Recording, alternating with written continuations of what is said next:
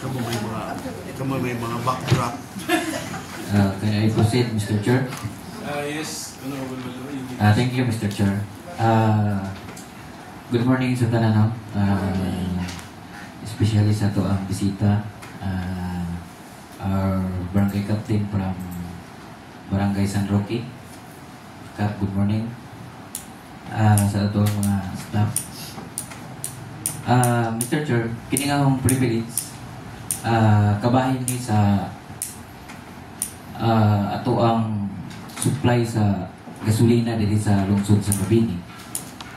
Tungod kay ato magong na silip sa record sa accounting nga ang presyo sa atong gasolina karong tuiga nag-range siya sa 84 pesos to 94 pesos per liter nga to ang diesel o gasolina, no? Samantala ang good atong nakuhaan o picture ang ato ang mga gasolinahan whole gasoline station in Mabini. Naglaro raman ang presyo sa 54 to 55 to 56 hangtod 59, no? Agang pangutana ug pangutana sa katawhan sa lungsod sa Mabini. Nganong niabot man ang presyo sa gasolina o crudo na to o 84 pesos hangtod 94 pesos, no? So dako kayo ng pangutana kay klaro kaayo nga overpricing ang nahitabo sa tuwang gasolina sa lungsod, no? Ako nagpakabana lang po ko isip usa ka sulugoon sa atong lungsod tungod kay naluoy ko sa atong kwarta nga gigasto o gibayad sa maong balayro nun, no? Sa ato ang supply sa gasolina o diesel sa atong lungsod. I-compare na to sa ubang lungsod, layo ra ang mga presyo, i-compare na to sa Mabini. Gani atong makita nga ang lungsod sa Mabini isa sa pinakabarato nga nag-supply o gasolina diri sa whole Tibok Bohol, no? Mas gani atong makita nga ang Mabini mas barato pa og gasolina sa itong mga silingan nga lungsod sa maanang Kandihay, Alicia, Ubay, no?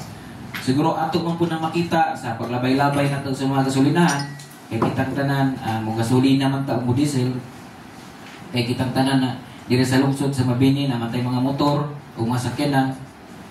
So aron inyong mahibaw-an nga ang ato ang presyo mao gyud nay gibayad sa taglungsod, no?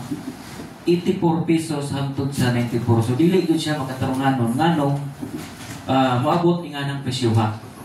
Sa hang pangutana sa presyo sa atong gasolina, no?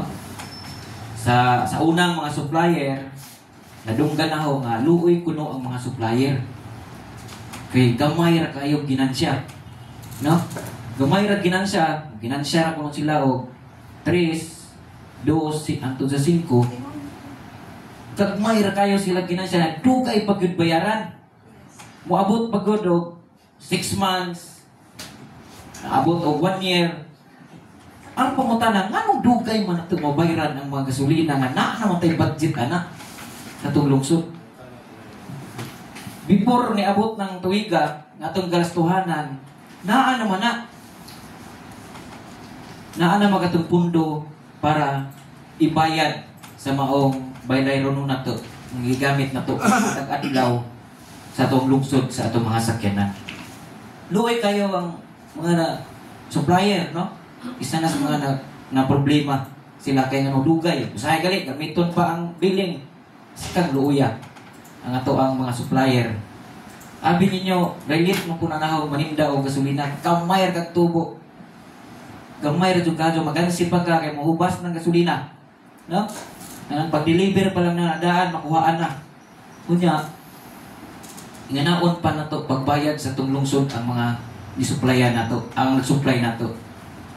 Dapat kini ang privilege speech ron makabot ni sa tuang Halangdong Mayor o sa ato ang accounting ug sa budget finance ato ang lungsod nga kining pangutanahan nganong dugay nato mabayaran ang ato ang balay runon sa gasolinahan sa lungsod sa Mabini. Nya ang pinakadakong question gyud no, nganong ingana man kamahal ang ato ang gibayaran nga kamay raman og ginansya ang mga gasolinahan no.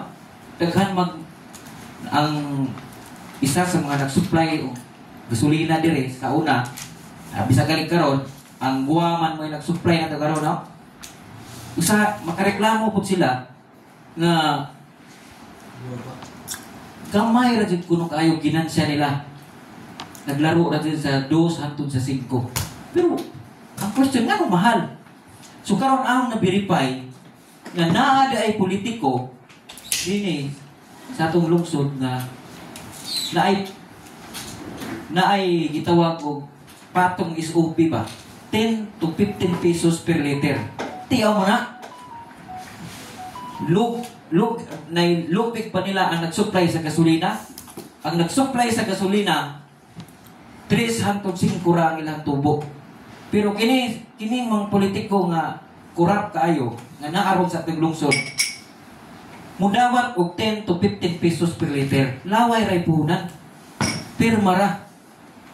So luoy ang ato ang lungsod sa Mabini. Isa kos na luoy ngano nagtan-aw ko sa mga butcher. Dili man ta makakuha og hard copy gyud kay ang sulti sa accounting dili sila pwede mo release ug way approval sa atong mayor. So mangyo ko sa mga kauban diri sa Sangguniang Bayan nga unta tabangin ko ninyo para atong matagaan o kasulbaran ng problema ha. Kung pwede atong pa ngarion ang ato ang accounting dili na nato paabutong sa taas ato nang isolve nila dili pa ng problema ha. Kay napa may chance kung magpag-uta kung naamang galing mali nga nahimo. Kay maura man siya na solusyon pinabangay tang tanan para sa ikayo sa atong lungsod. Dili ta musugot nga isa ra ka tawo ang mubulahan. Kay kanang kwarta nga gikurakot sa usa ka politiko, kwarta na natong tanan.